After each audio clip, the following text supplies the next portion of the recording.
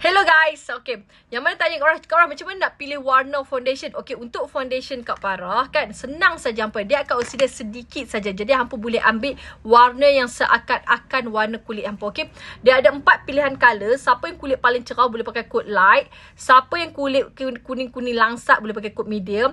Yang kulit sawo matang boleh pakai kod natural tau. So matang kulit macam ni, kulit yang koko-koko tu kan, boleh pakai kod natural.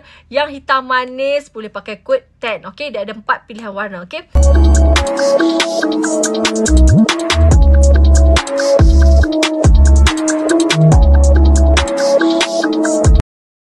kalau letak foundation dekat muka letak sikit tau, lepas tu hampa blend macam tu.